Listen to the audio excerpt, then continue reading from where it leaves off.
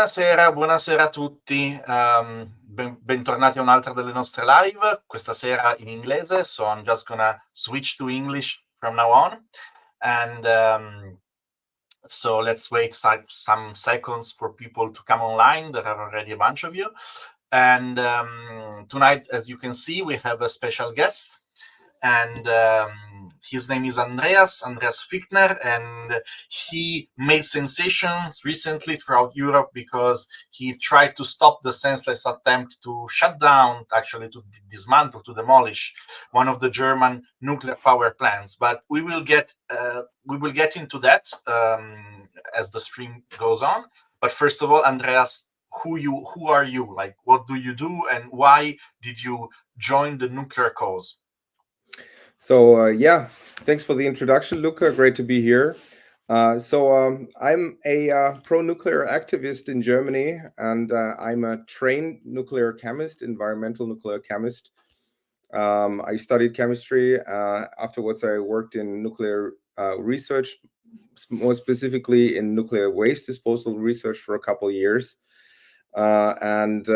In 2022, I decided to become a full-time activist for getting Germany back to use nuclear power.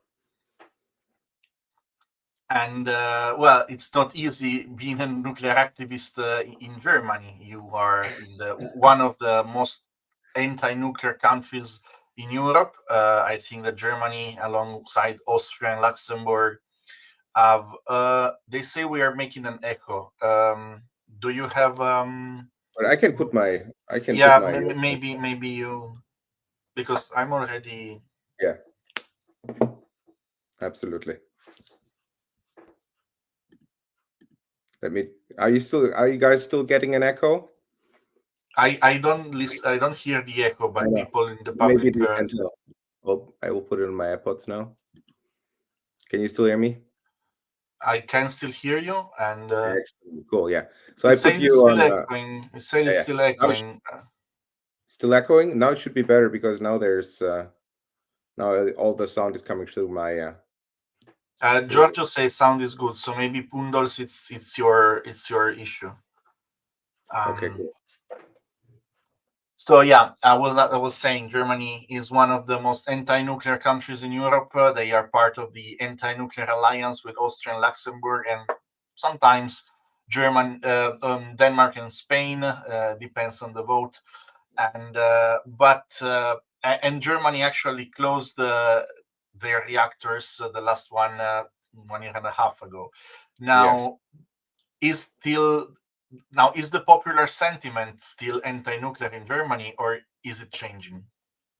Well, that's a very interesting and important point, because actually, since 2022, since the start of the Russian invasion in Ukraine, the German population is basically very much in favor of using nuclear power now. So it turned from, I don't have the numbers exactly from how it was before, but where we ended up, before there was a slight majority against the use, and after that there was basically, right at the onset of the Russian invasion, there was a 3/4 majority in order to let the nuclear power plants run. And yeah, so the popular sentiment is actually not in line with the political stance of our government. I see. And so I heard that the leader of the CDU party, which there is a high chance that he will be the next chancellor. Yes. He said he will reopen the closed reactors, and according to a report published by Radiant Energy Group, there are still 5 reactors that could be restarted in principle. Do you think this is actually it will actually happen, or is just the promise of a politician that will turn out to be empty? And so the second part of the question: if there is a chance that those reactors could still be operated, are you in fear that the current government might try and dismantle them before the next elections to avoid their start? First of all, the leader of the Merkel party of CDU is Friedrich Merz, and so he said a year ago that we can still turn nuclear power plants back on. And now, actually, this July, he said that we cannot do it anymore. To the big joy of the Green Party economic minister, who said like, I didn't even surprise you to, I didn't even expect you to say anything like this. I was very surprised. And but then now very recently with the announcement of the plans in the US that Microsoft wants to have 3 Mile Island, one of the 3 Mile Island reactors to be turned back on. Now we have new voices out of the Merkel party and out of CSU, CDU, CSU, that they may again be in favor to actually stop the dismantling and turn some of the nuclear power plants back on. So it's kind of the party is swaying, and this is really a critical moment right now to influence them. And this is the main job that the nuclear activists, the few of us that we are. I mean, we have a lot of people who are pro-nuclear, but we don't have a lot of resources actually to work on that. And so the few of us, we kind of need to really focus together now on influencing that guy, and I mean the party and that guy specifically, that he believes that we can still do that, because that's clearly what we believe. And about the the second part of your question, can the will they try to accelerate the destruction progress? So I'm sure that there is some. I mean, so the thing is, we have in Germany we have the regions. We have 16 regions within Germany, and they have quite a degree of autonomy when it comes to the regulation of nuclear power. So it depends on the regional governments. But there's certainly some of them who are really, really, really in a hurry to push for the destruction for all the elements which can be destroyed as quickly as possible. Yeah. I see. Well, there are some regional governments that are in favor, though, because I remember the Bayern government that were Yes. actually offered to keep one of the nuclear plants open under their You're quite well informed there, yeah. Well, yeah, it's sort of my job to be on to be up to date with everything that happens around nuclear. So, as I said in introducing you, about 2 months ago, you tried and delayed the destruction of the cooling tower of a nuclear power plant that was under dismantling, and you did so by climbing a tree in the safe zone. Not a tree, an electricity mast, actually. An electricity. Okay, please tell us exactly how did you come up with the idea? How did you manage to do that? And which reaction did you get? Yeah. So the thing was, so I'm in part of this pro-nuclear association or club, basically, in Germany, that's called Nuclearia.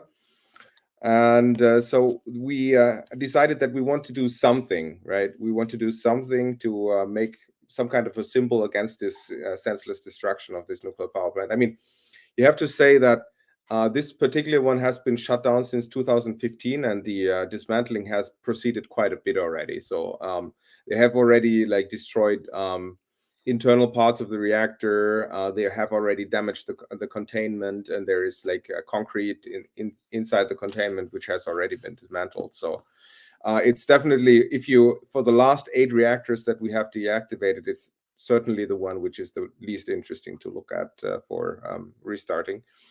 But I mean, so what they did was they gave a precise date and a precise time when they want to blow up this nuclear fuel cooling towers, right? And so we decided we want to do something, and we said, okay, we want to project messages on the cooling tower. I don't know if you've seen pictures of people doing something like that. Yes, I've seen pictures. Right. Yeah, we also posted that on Twitter. So we did this a week before, and this is when I been a long time that I've been standing in front of these cooling towers because you can get really close to them. So we were like maybe 250 meters away from them, and they are 150 meters high. So you basically have this 45-degree angle of cooling towers in front of you, and it's just massive. And it was at this moment that I kind of realized, we're so close to them. Like, what if somebody just and we were joking about this before, what if somebody just glues them to this path, to this road which was there, because we have all these just stop oil activists, or last generation, what they called in Germany. And we were thinking, like, what would they do if somebody would just glue themselves to that road? And I decided, okay, I will never glue myself there because I don't want to hurt myself in the process. Or at least I would like to try to avoid that. So we did our thing. We did the projection. It was great. And then we went home. That was 1 week before the time it was supposed to be blown up. And then I was sitting at home and thinking, like, man, that would be so easy to do. That would be really, really easy to do. So they said, okay, so they will set up a perimeter around the nuclear power plant, which they will enforce at 3 p.m. and at 6:30 p.m. it was supposed to be blown up. And I told myself, I was there, I saw everything, and I was looking around. Okay, there's these trees, I could climb on these trees like they did in this people protesting the destruction of a forest close to open pit lignite mining, coal mining thing in Germany. It was called Hambacher Forest, where they did exactly that. They built a tree house and they went up there. And Yeah, I thought, I okay, remember that because it was all over the right. news because Greta Yeah, Thunberg was like there. Greta Thunberg was there as well, exactly. Yeah, So and I thought, that's like, why it made noise. exactly. So I was thinking, like, I could do something like that. So I mean, I'm married, and my wife probably wouldn't want me to be up there for a couple of days, but I mean, maybe we can make amends. So and then I thought about, yeah, but the pictures wouldn't look so cool of me sitting in that tree.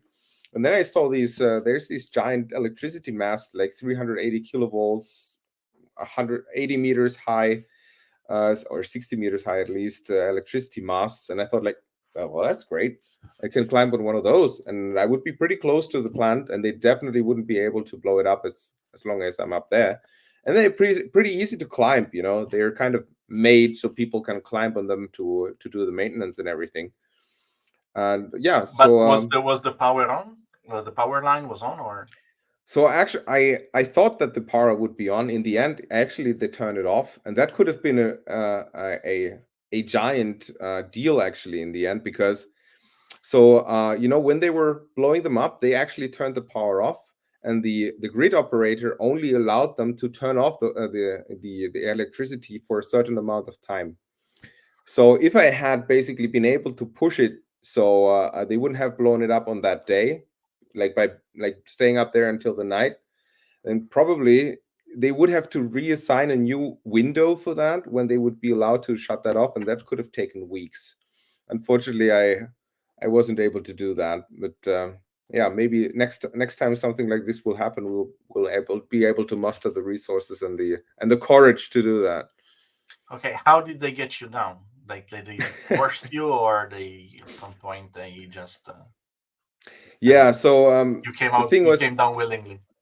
I mean, so how did I get there in the first place? I was hiding in the forest because there was also a forest next to it, which was very handy. So I could just simply hide in the forest.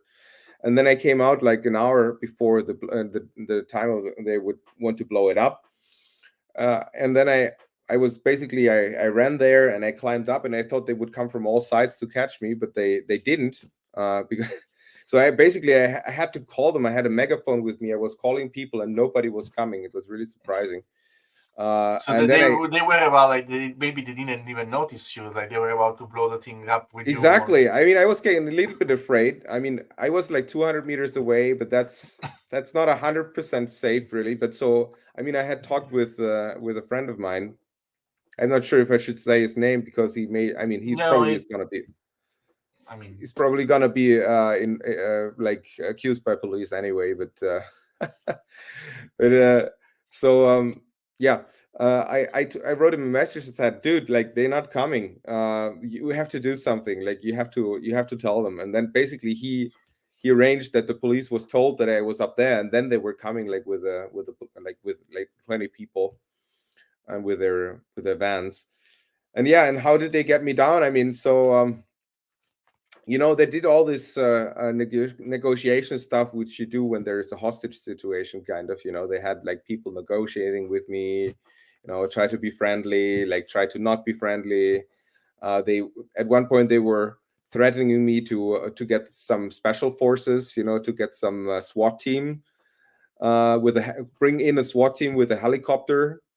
I said, like, what are they gonna do? Are they gonna shoot me down? Or like, that would be unheard of. No no protester has ever been shot because he was like blocking something.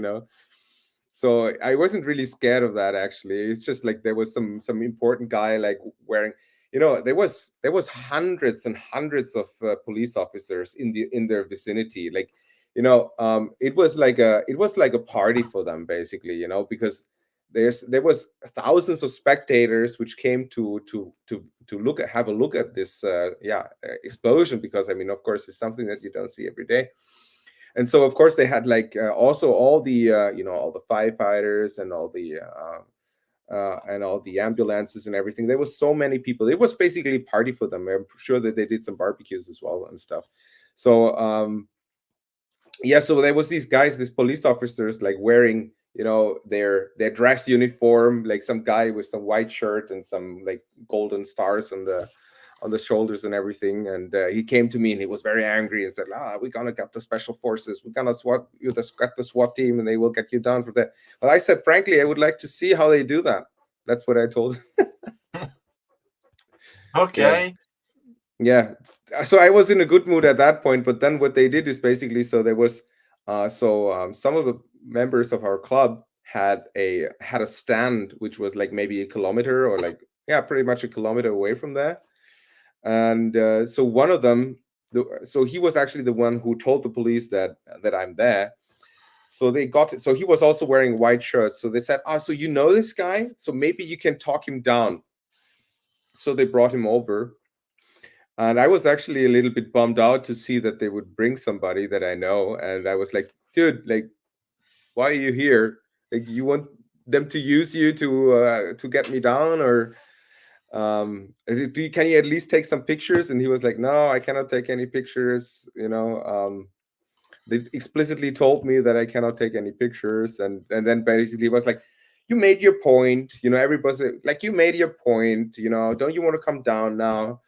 And so in the end, basically after 2 hours, they said like, so we're gonna get a fire engine with a ladder.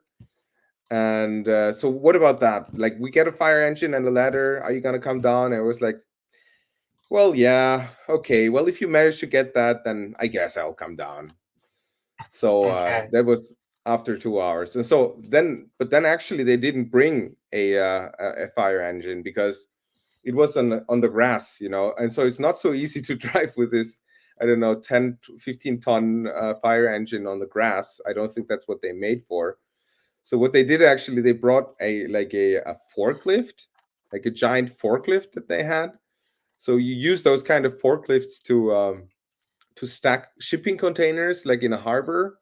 And they must have had them like for the decommissioning of the site. And so they got this one. It was giant, with giant wheels. And I got this one, and None of it this was. made it to the footage. No, unfortunately, no. I mean, at this point, I was basically, when they brought this thing, I was like, guys, that's not what we agreed upon. And then I kind of like tried to climb higher. I should still be able to get the footage from my head cam, but unfortunately, it's still in police. The police still has it under confinement. Oh. So there's a lot of stuff which has been documented, but which hasn't made it out yet for the footage. So they came with that thing, and I was like, guys, that's not exactly what we agreed upon. Like, you guys said something about a fire engine, and then they basically just stopped talking with me. So then they got like two 40-year-old police officers who were like ready to climb on the fork, basically, which was a bit of a shady thing for them to do. Like, I mean, it was not 100% safe what they did for themselves. Like I wouldn't have done that if I was them. I mean, they were connected to something of that, but it was a little bit like they could have fallen like maybe 2 or 3 meters and like dangling down and stuff. Like they were quite they were taking some risks there. I wasn't taking any risks. I mean, basically in comparison to them. So I was like perfectly, I had like 3 straps connected myself to these bars. So I mean, I was perfectly safe. But when I saw that they were coming, I was trying to climb higher, and yeah, but then they were basically already there. I would have needed to like do some real extra stuff too. I was actually, I wanted to do it at that point because they were pissing me off, to be honest, with what they did. Yeah, But then but they you would were, have risked like being charged with like resistance or battery or whatever. yeah, of You? course, I mean, that was obvious. So I mean, that I was taking a risk, to be charged. And like, even, I mean, that could be anything, 1,000 euros, 10,000 euros, or I mean, I don't know what kind of things they may eventually still come up with, for the damages that I caused. But yeah, I mean, I was really trying not to put my health and my life in danger. I mean, there's certain risks that you cannot avoid, but I made sure that I'm pretty safe. And then they came up and they kind of, well, I was playing a little bit of games with them. They would like unhook one of my hooks and then unhook the second one, and then they would let them down. So then I took another one back up, and then they took one down, and they put another one back up. But then I realized that they were kind of scared, and that they were pretty nervous, because they were not really well secured up there. And I was like, I was still like playing little games, like putting my foot off the ledge to show them, like, if I just let myself go, I will go down, and then they wouldn't know what to do. But then the guy said, like, okay, so my family doesn't want to see me falling down. So if I have to choose, if you fall down or I fall down, it's definitely gonna be you. That's what he said to me. So I said, okay, well, I'm gonna do. I'm not gonna bother you guys anymore. Like, and then they put my hands behind my back, and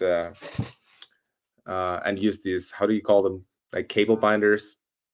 Yeah, Yeah, I think so. and that's, yeah, and this is how they got me down. Yeah, and Okay. And well, did you manage to cause at least a bit of noise? Did you manage to get the press involved or well, yeah, I mean, some there media was attention? there was big, I mean, there was big confusion, because there was these like couple thousand spectators which came there, and they were basically doing a countdown for 6:30, and then nothing happened. And so before that, I could take pictures. I was talking on the phone and everything, and then at 6:30, like the whole mobile network broke down, basically, because there was all these people who like were getting out their phones to check what the heck is happening. And there was a couple of live streams, like 2 or 3 TV live streams that were happening, and all of them were talking about it, of course. And well, on the next day, I had an interview with a big German tabloid with 4 letters, built the built newspaper would be too much, tabloid. And yeah, and I did a couple of other interviews now because of that. Unfortunately, I didn't make it all the way up to the national TV in the news. I would have had to like stay a little bit longer up there, I guess. Well, maybe, hopefully next time I will find the courage to do that. Maybe next time it won't be necessary. Well, of course, because of this action, you are facing some charges. Is that correct? Yeah, so we're not exactly sure what is gonna come there now. So they say, well, they have this thing where, I mean, they're gonna call it coercion. That can be a couple thousand euros, and yeah, what else? And then they call it breaking and entering. Basically, that's how they call it, which is a kind of a funny thing, because so this thing, the electricity mast is private property. So basically, I entered on private property. So that's that. And then, I mean, then they had this. assignment, which they said you cannot enter this area. So that would be the three things. And I talked with police actually, and I talked with my lawyer recently, and they still haven't come up with, they didn't officially charge anything so far, actually. But is it going to be like an administrative charge, or like you're facing possibly criminal charges? I mean, it's just a fine, or you can face like a trial and a criminal sentence, even if you don't have to serve prison terms, but you still have, you're registered as having a criminal record. Yeah. So I mean, technically, I think there could be some. So I guess it's gonna come down to fines. But so in Germany, so if you have a fine which is above 90 days worth of salary, it's considered a criminal offense, and it's gonna be on your record. Okay. So that's a possibility. I think it's unlikely, because the thing is, if you look at first offenders, normally they take it easy on them. So if you look, for example, at the last generation, there has been a couple people who have been sent to prison now because of the stuff they did, but they've done it like 5 times in a row. They were like blocking people on the road by gluing themselves to it. They went to airports recently too. They glued themselves to the runway of the airports. So I know. I look at that, and like, I think some of them also got in. I know it was in the airport. They did it at the airport, but they also did it on some highway. Like they glued themselves to the asphalt. Exactly. And some of them, like they had to literally like dismantle because they removed they had to remove a piece of the asphalt, and because it wouldn't like. It wouldn't come off. Exactly. That's what they did. It's hilarious, actually. It's quite some impressive pictures they got there. But so some of them, I think 2 of them got sent to prison now, in fact. But those are really repeat offenders, who did it like 5 or 6 times, and or were not willing to pay the fines or something. This I don't know. So I'm not expecting for a first offender to something that they're gonna do it. I mean, I'm up for anything. I mean, if they're gonna put up charges. So normally, what is going to be the next step is that the prosecutor sends a proposed sentence, a proposed punishment, and then you can accept that, or you can go to court. Basically, if you don't want to accept that, I'm not sure how it is. Like if it's gonna be like prison time, but how do you like time not served? How do you call that in English? I don't remember. When it's like half a year or something, then you don't have to go to prison. It's just gonna be like next time you do something bad, you'll have to serve the sentence. Oh yeah, I don't know in English. I know in Italian suspended sentence. Suspended sentence. In Italian, it's la condizionale. It means like basically this time we don't actually the punishment is there, but you're not suffering it. But the next time you will take it double. Then it will be counted. Yeah. Exactly. So that's so when they do that, I'm not sure if they need to have a court process for that, or if they can just. I think they have to do that. So, but right now we're just waiting for the letter of the prosecutor to tell us what's going to be next. And we talked to police, and they didn't even send the case to the prosecutor yet. It's ridiculous. I mean, there's 2 months which have passed, and basically nothing has happened. They still have all my stuff. They have my cell phone. They have all the climbing gear that I had. They still keep all of that. And my lawyer was asking like if he can look at. So you call it like to have a look at the dossier. But so they said they declined, and they said we cannot have you have a look at the dossier if we didn't send it to the prosecutor yet. So they're really slow. And my lawyer said that they think they just want to stall as long as possible, and kind of they even would love to not charge anything, but for political reasons of course they cannot do that. And also, I mean, I would be happy for them to to put some charges on, because doesn't it get I mean, if you get it stalled long enough, doesn't it at one point they won't be able to charge anything anymore? I don't know how to call this in English, but of course, I mean, every punish except for murder, every offense has like a limited time that it can be prosecuted, right? Yeah, exactly. Same in Italy. It's called prescription time. If you Right. go like if you pass the term, then it's not going to be possible to charge you Yeah. anymore. So I'm not sure. I think probably this, well, call it prescription time, is gonna be like a year or two, something like that. Probably at least a year or two. So they most likely are gonna make a move until then. And quite frankly, I hope that they will, because I mean, we would like to get some, publicity still out of that, you know. Okay, yeah, sure, of course. And but in case you get like fined, are you prepared for Prepared. that? I mean, Yeah, yeah. I have to say I feel very, very confident about this because, so I mean, as you may be aware, yeah. So I mean, we have some, we have some international, we have this international network of people, and basically before I did it, I was like asking around people. So, what do you guys think about that? Like, are you gonna help me cover some of the legal fees? And there was quite a couple of people who were pledging some money for that. I think we were like at 1,500 euros that people pledged, and I was like, okay, that's cool. That's at least gonna cover the lawyer lawyer fees. salary, yeah. Yeah. So I mean, so far I paid 500 euros for the lawyer, so that's it's all good. Okay. And so people were pledging that, and then basically there was so many people approaching me after we did it and said like, you should do a fundraiser right now. And so we set up a fundraiser, and we collected like 4,000 euros in 4 hours, I think.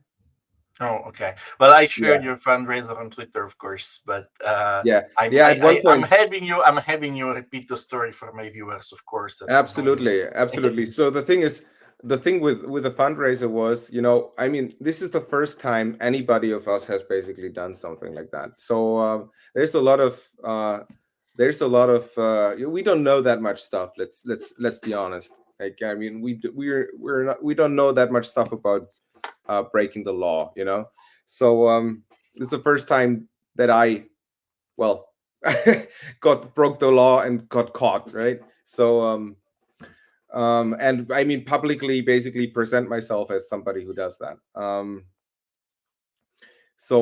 Yeah, so we were we put up that fundraiser, and it went very well, and like many people shared it. And then I had this journalist do an interview with me, and turned out to be a very hostile journalist. So he was really, really negative. I mean, I could have anticipated that from the articles that he's written before. And so I told him that I also have a Twitter account. And then I realized, because that was rather a local journalist also, so I realized that he will see the fundraiser, and he may write about that in the article. And then the prosecutor and the judge are going to see the fundraiser. And what they're going to say is like, okay, this guy has some money. We can take that money. We can't just increase the fine because he's not going to feel it otherwise.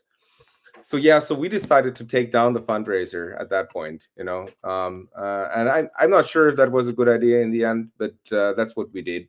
So basically, yeah, that's why it like stopped at like something above 4,000 euros, basically, because I mean, people were still sharing it, and I'm very grateful for that. I'm very grateful for everybody who contributed, and it was amazing. There was people donating that I have never heard before in my life. Many like really people, no idea who those people are. Somebody donated 100 euros, donated 200 euros. They just saw it somewhere, somebody shared it, and there was a lot of support. And that's really what makes me very confident. Even if they're gonna be, they could be civil charges. They're gonna say, oh, we had 500 people work for 2 hours. That's 1,000 hours, 1,000 hours of extra work at like a rate of 100 euros per hour. So that's going to be 100,000 euros. It's unlikely. It's unlikely that they're gonna try I something like mean, that, or if get I away with had to that. use the same principle for every activist that like delays something, I have bad news for the Just Stop Oil movement, that like Exactly. They they would would be. be facing fines that like Yeah. monstrous, I like mean, I have billions. to say. I'm even in favor for that people who cause damages have to pay the damages. I'm in favor for that concept. Yeah, Because but you didn't cause any damage. You just delayed someone. You right. didn't actually cause damage. You didn't Yeah, well, there was disrupt anyone's life. right. There was a couple. I mean, there were some police officers were quite annoyed, that they had to work extra hours. And so whatever. I mean, they could come up. They could come up with a couple, like tens of thousands of euros, if they were really, really, really like taking it all the way. But I'm very confident that if they would do that, that there would be such a public sympathization with that, because basically nobody has ever heard of anything happening like that. So I'm quite confident. Yeah. Okay.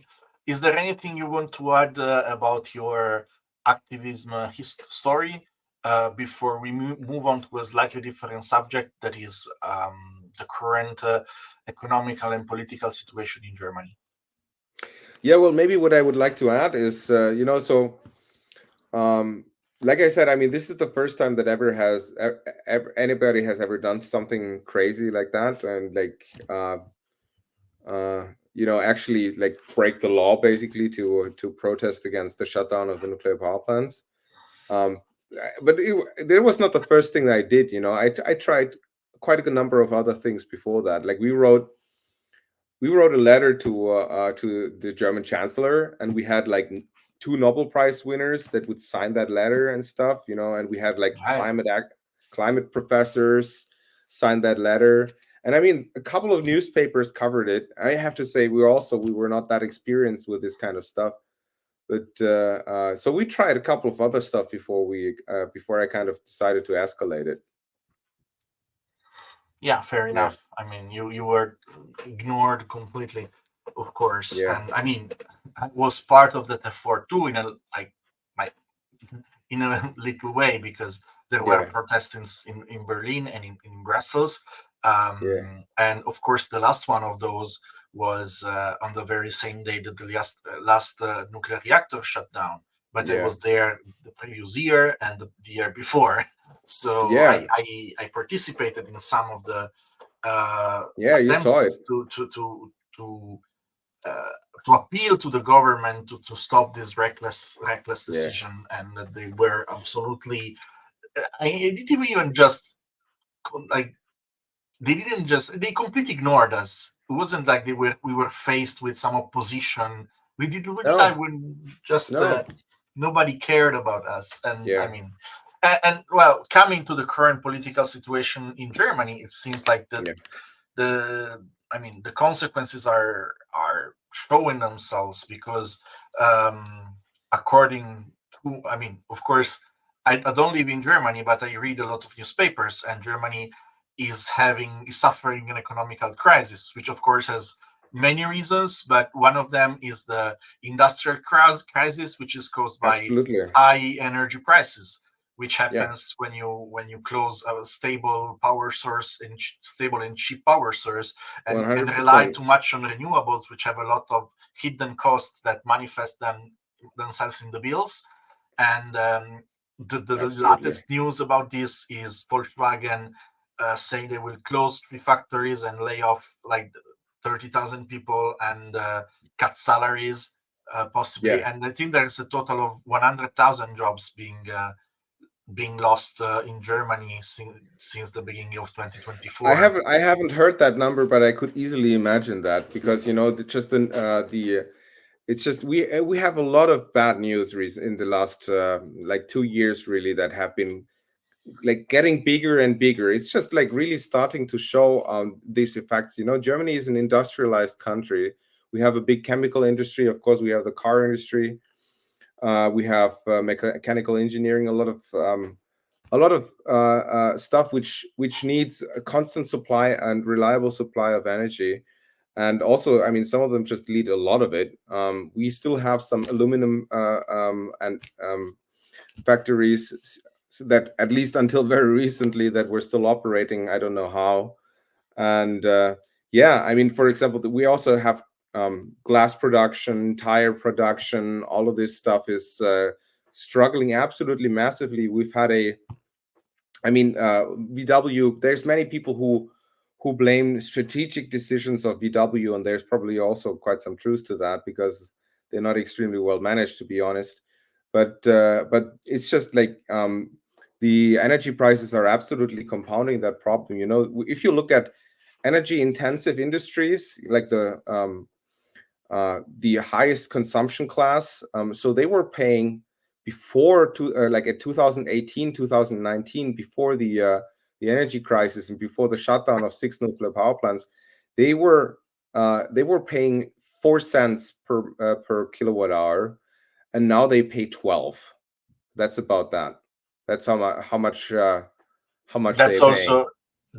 also because you never fully recovered from the 2022 crisis, Yeah, or there's also the gas crisis, of course, absolutely. But the point is, I mean, we still have quite a number of coal power plants running, as you may be aware, because we have a yes. shitty CO2 emission. But we have like 250 grams of CO2 per kilowatt hour in average. Like France, what is it in France? 20, something It's like that. So we still, this year is less than 30, yeah, and yeah. I think that 250 is not what you're having. Like, I mean, last year you closed with more than 400.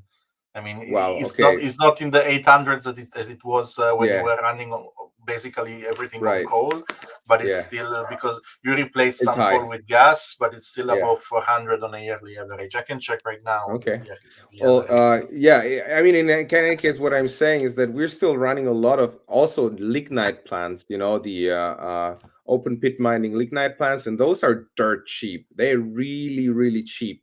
And if we hadn't these, we wouldn't have those plants running. The effect would be even worse, because they are really cheap. I mean, this is domestic stuff. They dig it out of the ground with these giant excavator machines, and this stuff is really cheap. And if we wouldn't have that stuff, if we didn't have that stuff, the effect would be even worse, and it is already really bad as it is. Because the point is, so when you shut off the 6 gigawatts of reliable cheap nuclear electricity, it's like you're just gonna use a lot more gas. That's what you're gonna do. So the effect of the energy crisis was just so much worse because of that. So if you had these nuclear power plants still running, we wouldn't have used, and we wouldn't use that much gas. And also the coal prices, of course, have increased as well, so we wouldn't be using that much coal either. So Yeah, the coal that's prices is I mean, it's not the coal prices that increasing, but the energy from coal prices that increases because those is taxed. the CO2 There is certificates as well. Yeah, yeah, exactly, the carbon emission trading yeah, system that's in place.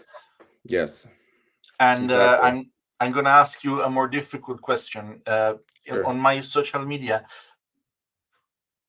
the prices You- of Germany on renewables too, because you Uh-huh. have an extremely high amount of renewable power installed. You have about Yeah. 80 gigawatts of solar power and Yes. 70 of wind power, 68 something. So you Sounds right. have to when they produce, you have to compensate them all, even if the power they produce is not useful. So you have these negative prices situation that are very costly for the consumers, because it's basically you have to subsidize power that is produced and tossed, or you Yeah. have to pay big consumers with the money of small consumers to use this power that is forcefully fed into the grid. Yeah, And it's a crazy thing. It's a crazy thing. I mean, it's basically, so. I mean, you would think like, how can there be negative electricity prices? You just shut off the thing, right? But the thing is that some no, power you plants don't. can't. Yeah, You quite can't, because I especially. mean, even if you shut it off, you still need to compensate, because nobody would install a solar panel or a wind turbine if they're not selling the electricity when the solar or wind power is I actually mean, available. what's happening actually, Luca? What's happening is that they do shut them off, but they still pay them. Yeah, That's how it works. exactly. That's how it works. They do in fact shut off quite some of them, but they still pay them for the electricity that they do not that they could have introduced in the system, and that's the crazy part.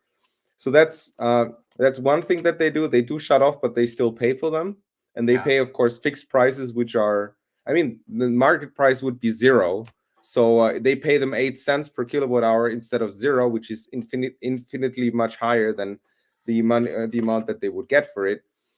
And then the other thing is that, there's some of the baseload plants that you just simply, it's cheaper to pay negative electricity prices for the utilities, to accept that negative electricity prices than to shut some of the power plants off, because they're gonna be suffering from the ramping and from the turning off and to turning back Yeah, on.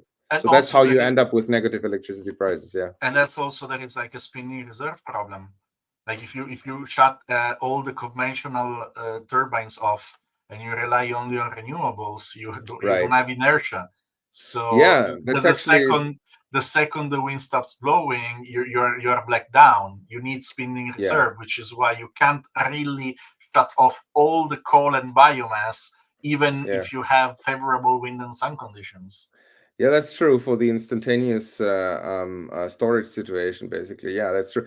I mean, we do have a lot of gas-fired plants, and they building so many gas-fired plants. It's incredible. I mean, I just before I came on here, I was on a talk where, so the goal for the capacity of nuclear of yeah of gas-fired plants until 2045 in Germany is 80 gigawatts. 80 gigawatts of gas-fired plants, which is supposed to come online. And I think they building like 5 or 8 gigawatts at the moment, which are under construction, something like that. It's. I mean, I heard that there's 50 planned at the moment, so it's a crazy amount. And yeah, and I mean, of course, without the gas-fired plants, it would be completely blowing up. That's clear. And yeah, in chat they're asking the fact that AfD is one of the pro-nuclear parties in Germany. I mean, are they, or they are just pro-Putin gas? That's the question. Well, both basically. I mean, you have to give it to them. I mean, they're almost against anything that the other parties say, and so they have been the party who was the longest has the longest stance in being radically pro-nuclear, and that was one of the problems basically that this club has that I'm in, because there was some people in there who are so much pro-nuclear that they would be readily embracing that party, even though there's quite some crap which in policies which comes with them, talking about ultra right wing policies that a lot of them wouldn't subscribe to, but they still yeah, they were still dealing with that party because it was the only one. And now basically that's a stain on the reputation of our club, that basically they have been associated with that party. Because I mean, so I'm married to a Ukrainian woman. I'm a strong supporter of Ukraine, and I mean, I completely condemn the Russian dictatorship and everything that they do. And so that party wants to. This is a gift from the University of Excellent. Ukraine. Yeah, I love that. I love that. So my club is, I mean, not all the pro-nuclear people in Italy are pro-Ukraine, but my page and my followers, we are strongly pro-Ukraine. I Right. banned all Yeah, the I'm ones happy that are about not. that. I'm happy about that. So, see, there's a lot of problems that we have in Germany, and I mean, the energy situation is definitely a fundamental problem that we have. And in my opinion, so it's really a shame, because so we have a lot of people who are pro nuclear, but we have trouble actually integrating them in the process, because they associated with AfD, and we have some trouble to find the right way of basically, finding a compromise in dealing with that, because that's kind of a bit of a problematic situation, because every time you would talk with a party member there, yeah, you would create a scandal basically, which can Well, be can understandably be a so. I problem. mean, I've read some of Yeah, this. I mean, maybe what filters from the news is only part of reality, but yeah. what you can read in the international press about AfD is pretty The disgusting to be new to be Hitler honest. party. Yeah, that's I that's what mean, they call it. yeah, I think that some months ago the news came that they discovered like a sort of plan that they have to kick out all the non-white people from Germany, even the ones who have citizenship, Yeah, which is like, Yeah, that was a big deal. I mean, it was a huge debate here. Well, I personally wouldn't think that it was as bad as it was presented in many of the news outlets. So I mean, they said like they heavily against immigrants. Let's put it like that, and they were. Well, the question was, would somebody who has a German passport, will people of those be affected by some of these what they call remigration plans? And well, people differ on that opinion. In any case, I mean, yeah, there's some pretty crazy people who are in that party. That's for sure. I mean, there's other people who are not that crazy. I mean, I do know because, in fact, actually, so when I was living in another city when I was working in also in nuclear research. I lived in a shared apartment with a guy who did his PhD in mathematics at the time. And well, as it turns out, he's a member of AfD, and he's in the parliament right now at the federal level for AfD. And that guy was pretty clever. Was also a bit weird guy, I have to say. I mean, we didn't do a lot of stuff together. Didn't spend a lot of time, but I mean, he was a clever guy, but a weird guy as well. So, well, there you have it. And isn't there anyone else? I mean, beside AfD, isn't there Well, any yeah, other there's party that has a pro-nuclear stance that is not well, ambiguous about it? no, there is CDU and there's FDP. So that's the liberal party, liberal like economically liberal party, Yeah. and the Merkel party, basically, who are both like especially like the party members. They're strongly pro-nuclear, and it's just like yeah, they have this legacy now, of basically Angela Merkel has been carrying the nuclear phase out for so long, and so they kind of like they're trying to get rid of that legacy, basically, and it's just taking some time. And I mean, there's also the Merkel party is in coalition with the Green Party on some regional parliaments. So and there's some people who say that Friedrich Merz, like probably the new chancellor of Germany, he may be interested in having a coalition with the Green Party as well on the federal level. So Oh, they please don't. We have enough of that. Well, I mean, yeah, there is, some people hope that maybe the Green Party at one point will just realize how crazy the plans for the Energiewende were. I mean, I just had some also in this talk that I was in before, some of the numbers of the investment that would be necessary to pull off the Energiewende. We're talking about trillions of euros that need to be spent for that. And quite frankly, I mean, I know a lot of That's not gonna happen. I mean, it's not going to sometimes happen. this kind of, but it's not a matter of money. It's just a matter. I mean, even if you had that kind of money, it's just like in Italy we made similar calculations. How much would it cost to run Italy on solar, wind, and batteries? And the point is not how much it would cost. It would take Hmm. 5 years of the world production of lithium. So it's Hmm. just not going to be there. We won't hijack only for Italy 5 years of all the world production of lithium for the Energiewende equivalent that would be held in They made Italy. fancy plans, Luca. They made fancy plans like they use a lot of hydrogen, and they Oh, have all kinds of stuff. There's like a lot of scientists who for the last 10 years were doing nothing else than like trying to come up with ideas how that they can pull that off. But it would cost probably something between 8 and 10 trillion euros to pull that off. What they're trying to do, and it's quite frankly, I mean, it's pretty insane. Uh, I'm so I'm worried because we have the far right who's getting stronger and stronger, and if they just keep pushing Germany on that path, at one point the far right's gonna take over and gonna do. I don't know. I don't want to know what they're gonna be doing, and that's I really want to try to get our country away from that path. And also, I mean, I'm saying, so if the only thing that we're doing is like building this stupid renew sorry that I call it this way, but I mean, it's if you build fine. My if, viewers are pretty used. yeah, if you like take it to that extreme and you like pour that amount of crazy amount of public money into that, it's just stupid renewables. I mean, And my viewers are used to that. I'm not against renewables, but I'm against subsidies to renewables. Yeah, Because exactly. Yeah. at this point, Uh, either they get their market shares because they have a value in the there you market, go. It's a or they good are product useless. or not. There you go. Yeah.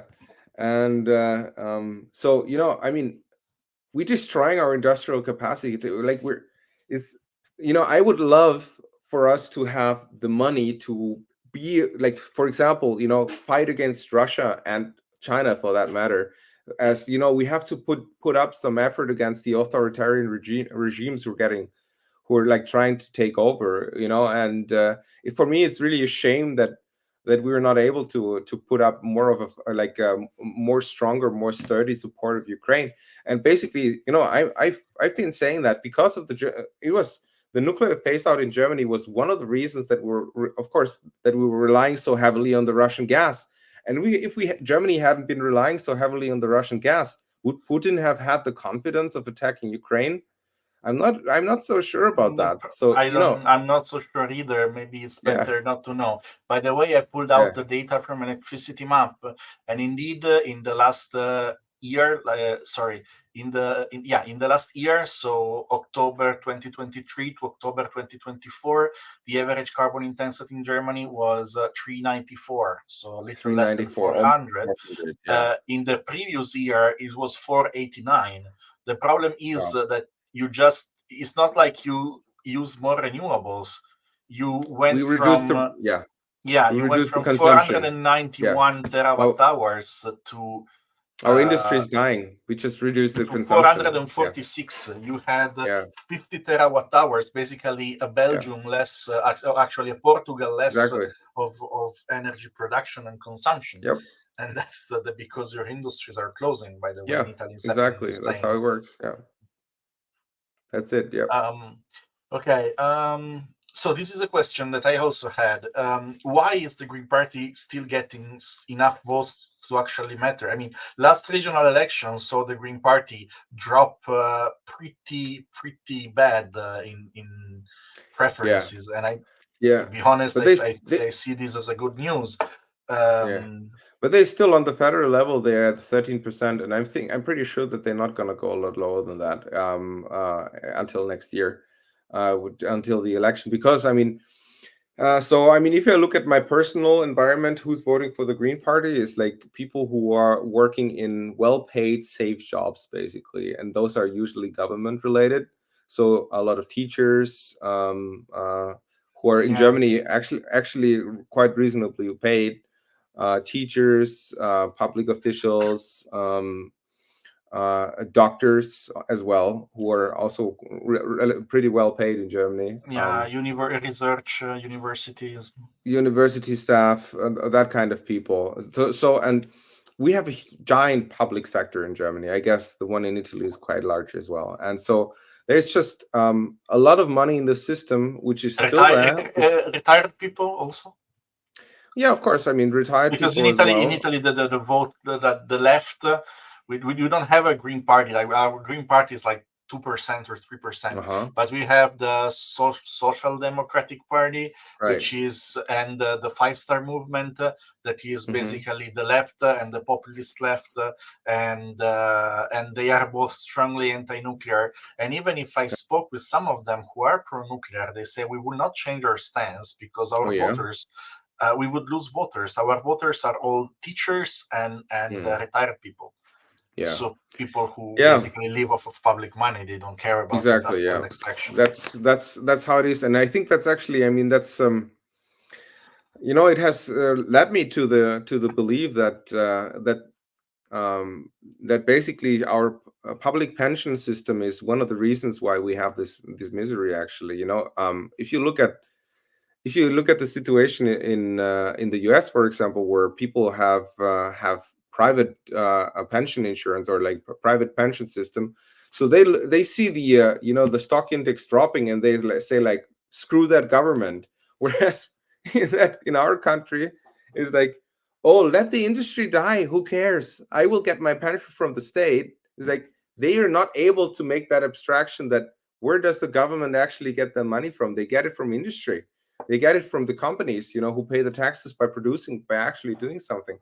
So, and that seems Yeah, to be too complicated for people to make that connection. And I'm thinking like we need to simplify it, because otherwise we're not going to get out of that I mess. mean, Maybe. you're making a very libertarian argument.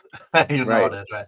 I mean, I'm not completely against it. I still believe in public pensions, but I also Right. believe that there should be a public run. I mean, in Italy, basically, the retirement tax we pay now, Yeah. it pays the pensions of the people who are currently receiving one. Of course, it's I'm the not. same It's in the Germany. Yeah. Yeah, Yeah. I would be favor of state-run pensions as long Right. as the money I'm saving now will be handled by a Yeah. state-run pension fund that will invest the Yeah. money and give I them mean, back that to would me already when I'm be an old. improvement. That would already So be I'm not improvement. against public pension, but I against the system which is called repartition system. Yeah. I don't know the English word. It's a sistema ripartizione in Italian, which is the opposite Mm. of sistema capitalizzazione, which is where capitalization system, which is where you invest the money and get them Yeah. back rather than Yeah. using Yeah. them I mean, now. that And would already be considerably better than what we have. Yeah.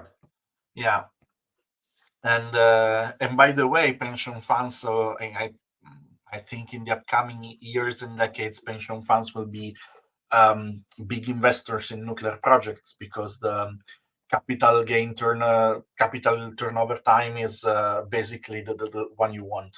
You invest in a Yeah. nuclear power plant now, you're gonna get your money back in 30 years, which is the Yeah. repaying time.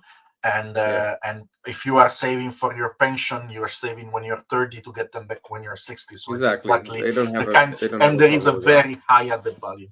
So Yeah. after 30 years, nuclear power plants start becoming extremely high added value investments. Yep. So I think that the And pension that's when funds, we blow them up in Germany. That's what we do. well, we managed to turn one off after 4 years of operations. So, Oh, but that's even worse. But you see the Austrians beat you because they actually built one and it was ready to be turned on and they never turned yeah, it on. same in Spain, by the way. Since Yeah, Spain, that's they had 2 reactors in Lemonitz that were built and never turned on because it was in the Basque region, and during the plant construction, there were like terrorist attacks from the Basque independent, army, yeah. It and was ETA, it, right? No. yeah, it was in the Yeah. 80s. And Yeah. then in the 83, the plant was finished, but they killed the director twice, like the first one, and then Damn. his successor was kidnapped and killed. Wow. And then there was a That's change of crazy. government, and they mothballed the plant because they want to like make peace with the terrorists. Wow. So they are still sitting there, That's two insane. operable 900 megawatts boiling water reactors ready to be turned on. And Wow. So they're still sitting there? They didn't decommission no, them? they didn't. Wow. I mean, they didn't dismantle them. I don't know if they decommissioned something, but Right. because, I mean, there are no cleanup procedures to be made Of because they were course. never Yeah. fuel was never loaded Yeah. in. So Just like I mean, the one in Austria, I was there actually 3 weeks ago. So they made a hole in the containment so you can like look in it or something. I don't know exactly, but you could, and they dismantled the turbine. But actually, we agree that, I mean, if the problem is, I mean, there was a guy who works for Framatome who gave us a tour, and he said, like, of course, all of these cables and stuff, they're not up to code anymore. But technically, the investment in order that would be necessary in order to actually turn it back on is not that high. It would be in the order of like, I mean, technically, just if you not I according mean, to the current code, but like if you just want to get the thing to run, you maybe have to invest, I don't know, like 100 million or something like that. yeah. Well, I mean, uh, in Austria it won't happen just because I don't think even the right parties that in other countries are usually pro-nuclear, in Austria they're anti-nuclear fiercely so. Yeah, I that's don't know that's what's that's I a don't know crazy thing. what's Yeah, what's their problem. I don't Austria know what is a funny place. Yeah, I don't know what's the deal with them. I really like what hurt yeah. I them didn't so I much. didn't I didn't figure out that out really either. Have to talk a little bit more with our Austrian friends. Yeah. And last question.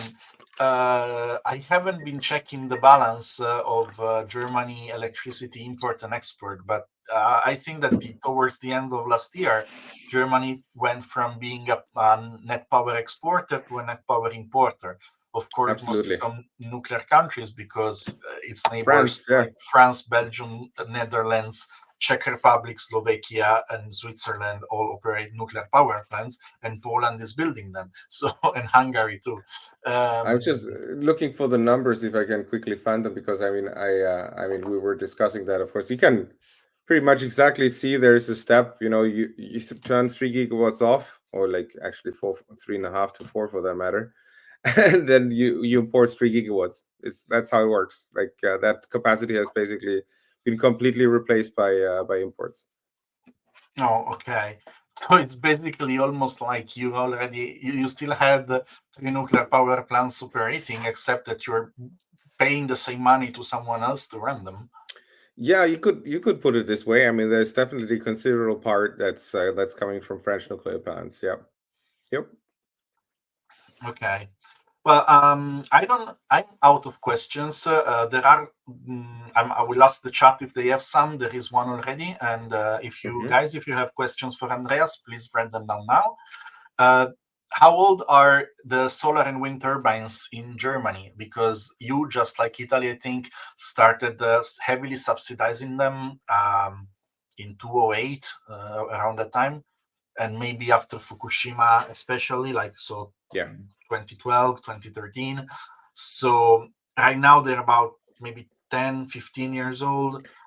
10 to 15 years old, and they normally, so the wind turbines are rated for 20 years normally, because funnily enough, why are they rated for 20 years?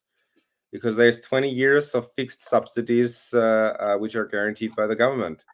That's why. So we do have a considerable amount of wind turbines which are actually at the moment being dismantled, because they already reached their 20 years.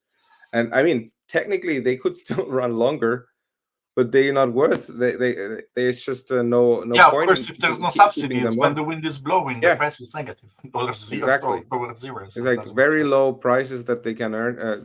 If they try to get power purchase agreement for that machines, it's not going to work. I mean, they're trying to get the big wind turbines, especially off from offshore. They try to get them through power purchase agreements instead of feed-in tariffs. But right now, it's basically entirely still running on these fixed feed-in tariffs. Yeah, and Yeah, and I honestly doubt that you will ever be able to do much with power purchase agreements, because a power purchase agreements means someone is willing to buy all your energy regardless of the time. I mean, what if what if when I need the energy, I mean, to have a yeah, power I mean, purchase agreement with the renewable sources, you need a very, very flexible consumer, which I don't know what could it yeah, be. I don't know exactly how they do this. I mean, probably they would need to pair it with some natural gas capacities as backup, something like Yeah. that. That they have like kind of they put this together somehow. I don't know exactly how they do that, but yeah. So the grid is managing actually very well. We have large amount of reserves, of coal reserves, and also considerable amount of natural gas reserves. So we didn't have any blackouts anywhere. I mean, our grid is strong. This is really the German overbuilt basically that we have. So the prices are insane. Of course, I mean we have.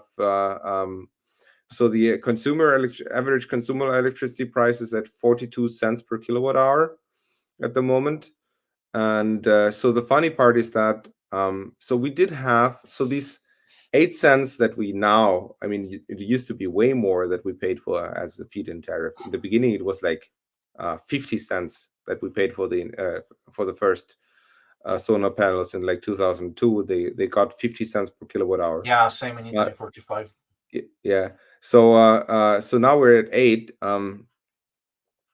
What was I going to say? Yeah, exactly. And that money was basically was not coming from taxes, but it would directly be charged on the electricity bill as a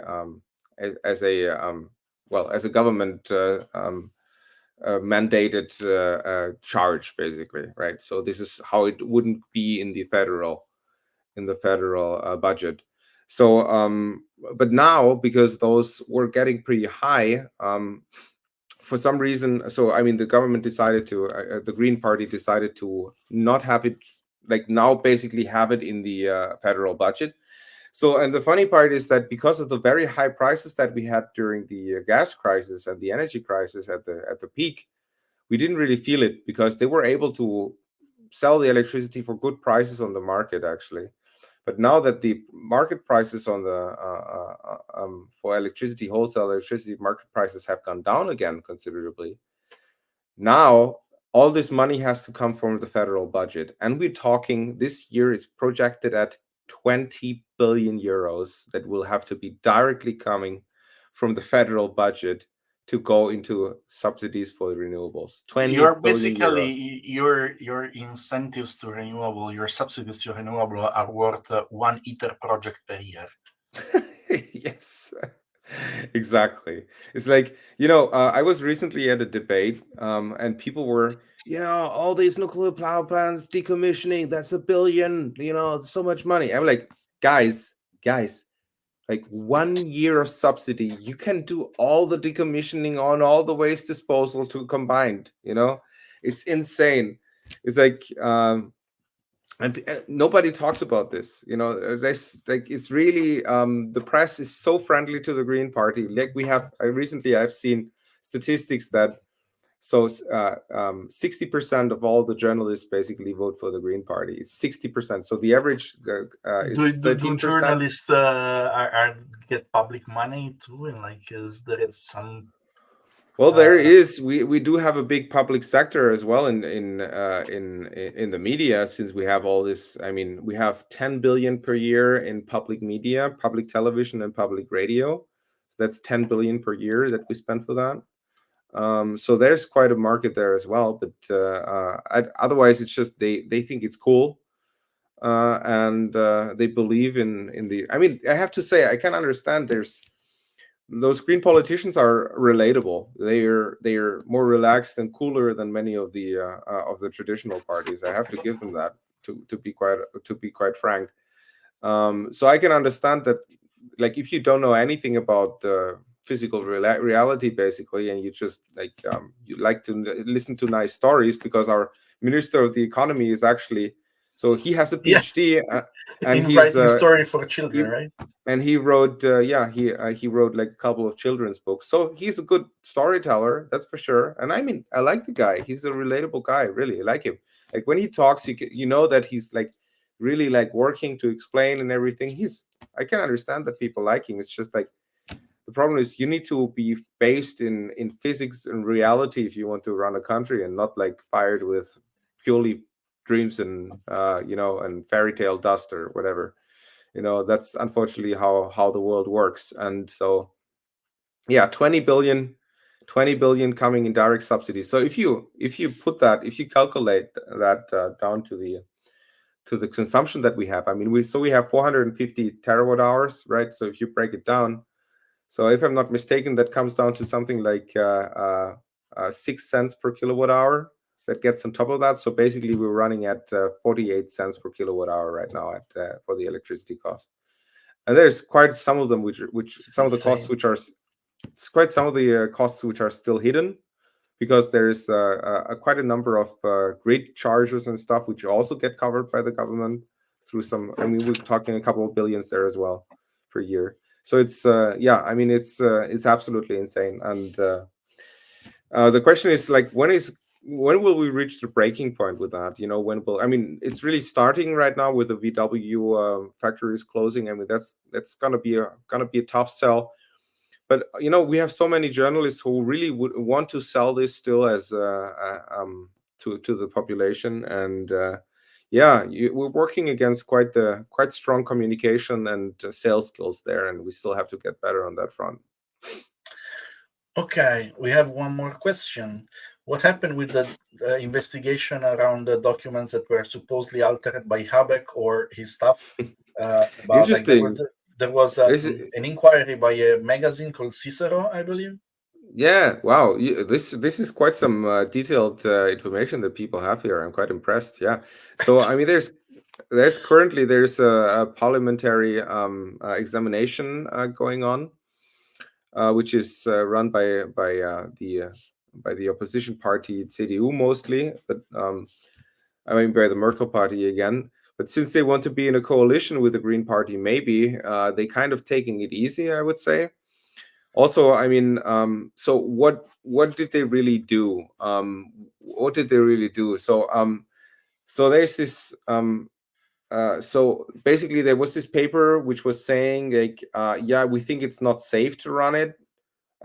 So basically, they asked the experts, and the Yeah, experts said I like, did a ah, live stream with okay, a German Italian bilingual person, and all we right, translated the two version of the documents, highlighting the differences. wow, I love it. So there was Okay, definitely some changes were definitely made, yeah, and the sense of especially in some the headlines, sentences was in the definitely top changed. sentences. Yeah, I Yeah. mean, we went through the documents in details, of course, when we were also looking at it. Very impressed with your work there. So and then there's so that's that part. But Habeck managed to basically get away with that. We're gonna see about that. And so the reason why I actually got actively involved in this nuclear club in nuclear area was because I wanted to know about how long it takes to actually buy that fuel, because that was one of the strongest arguments that they made, was that it would take up to 18 months, like 18 months to buy new fuel, and that's why they weren't able to prolong the nuclear power plants. Oh, I remember that, but they were disproved by Framatome like one day later. They say like it would take us 6 months if you order us now. One day later, well, we didn't have that information at the time. I remember Because that pretty clear when they said the manufacturing of the fuel would take 18 months. I'm not sure about one day, but shortly later, Framatome said, if you do the order now, we can manufacture it within 6 months. Well, it's funny because so that was in March, the discussion. I remember that I was in June. I was on an industry fair, the first nuclear industry fair in years, and I talked to the boss of Framatome, actually, Carsten Haferkamp, and I asked him the question, and he said, "I'm not exactly sure." He was like weaseling around, and then basically in the end, it was 6 months. Yeah, it was 6 months, but it wasn't so clear in the communication at that point. It was in July. It was in July that Westinghouse communicated 100% clearly that it can be done in 6 months. That's when a news article came out. And the problem is that so what Habeck did is he would talk to the utilities. He was asking the utilities. So what did the utilities say? The utilities said, normally it takes us 18 months, so that wouldn't be enough. So Habeck said, okay, that's all the information I need to know. The utility told me, because those utilities are, sorry, I'm gonna use some bad language there. They fucking Don't worry. complicit. They fucking complicit. Like I hate those. I really hate a lot of those managers because they just sucking up to those politicians. And I mean, they are very, I mean, very they the very money they dependent. make with the subsidies are like cannot be That's turned the down, point. right? They're a very closely supervised industry. Like have very strong regulations, and they like as soon as they make more than 10% profit, they called like thieves basically. So if you're only allowed to do 10% profit, what are you gonna do to make more money? You're gonna increase the revenue. So if the electricity price is 2 times as high, you're gonna make 2 times the profit. You know what I'm talking about? So Yes, that's that's maybe seems to be a little bit of the problem. But and then again, of course, I mean, since it's such a strongly regulated market, it's basically the minister of the environment of the economy is their boss. He's their boss basically. So they basically just say what he wants to hear.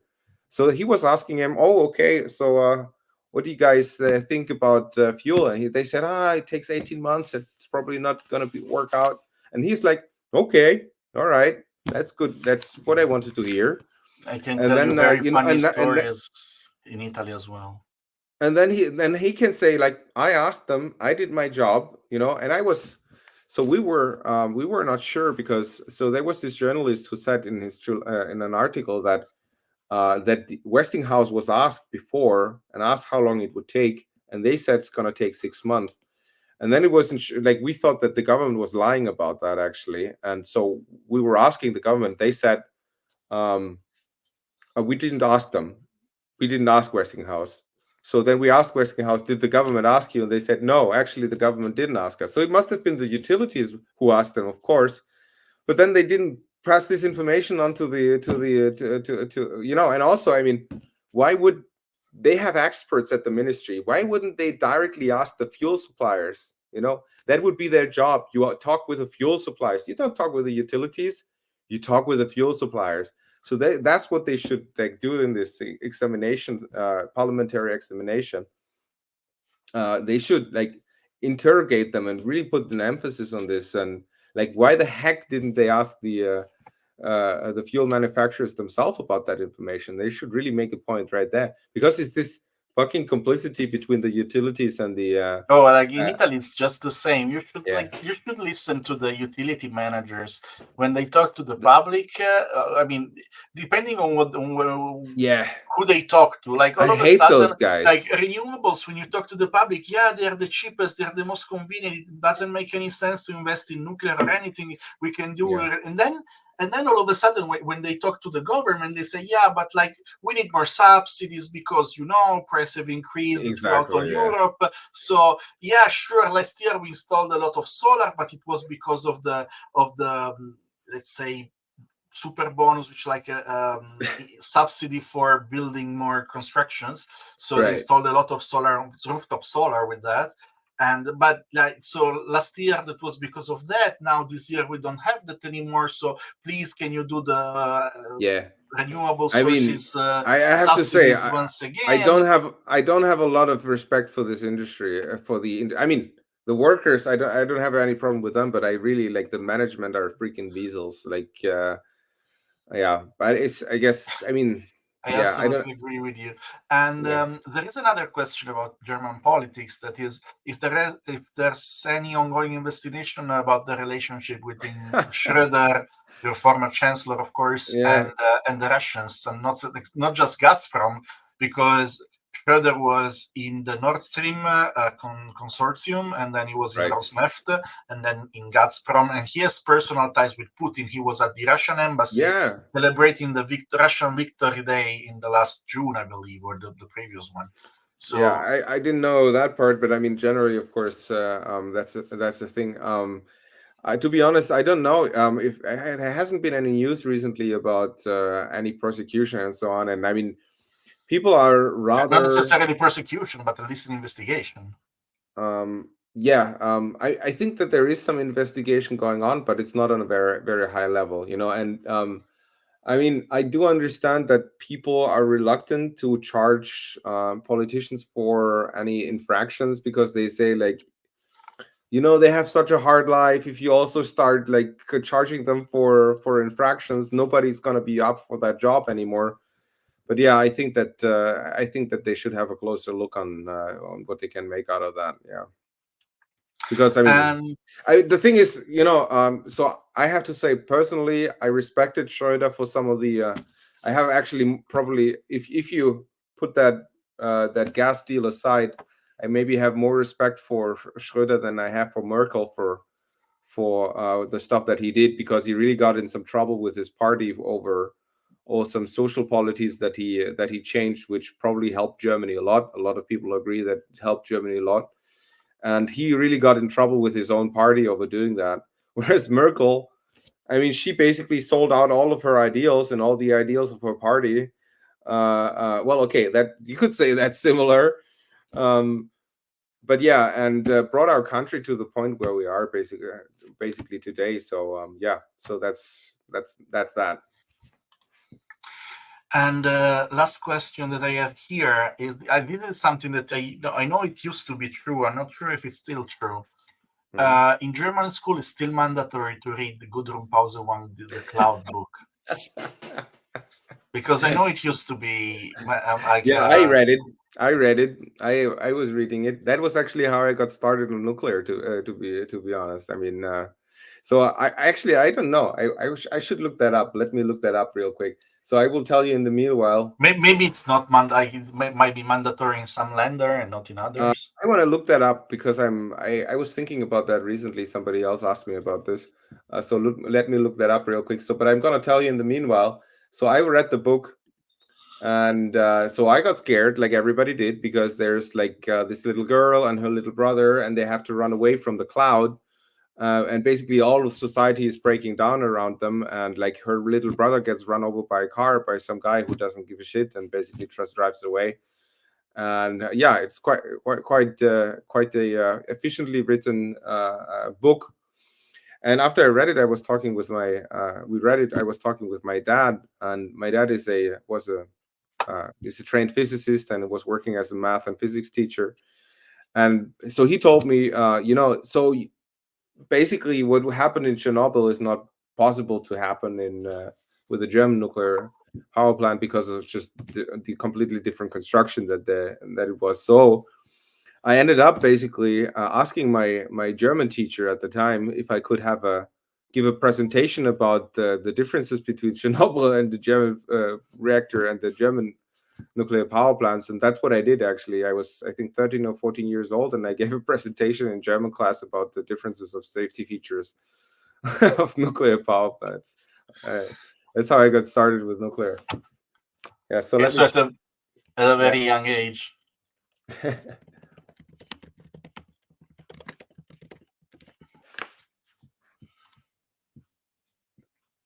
Let me see.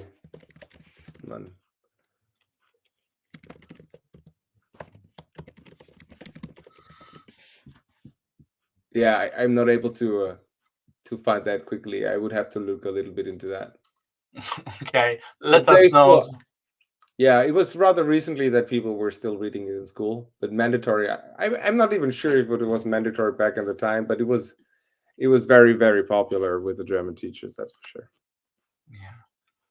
Okay, Andreas, we've been together for 1 hour and a half, more or less, and I have no more questions from the chat either. We had about 60 to 80 spectators fluctuating. Now there are 40 because it's late and people are starting going to sleep. I want to really thank you for this chat together. It was very insightful. We were able to touch a lot of different subjects, and I think that people were extremely interested. And I'm glad about that. And so my pleasure. Thanks for having me. I really enjoyed it as well. We will meet you, I don't know, the next pro-nuclear European protest, demonstration, whatever. And so thank you again, and thank you to the people who were listening to us and all the ones that subscribed to the channel. I think 3 or 4 new subscriptions. And so thank you, everyone, and good night. Bye.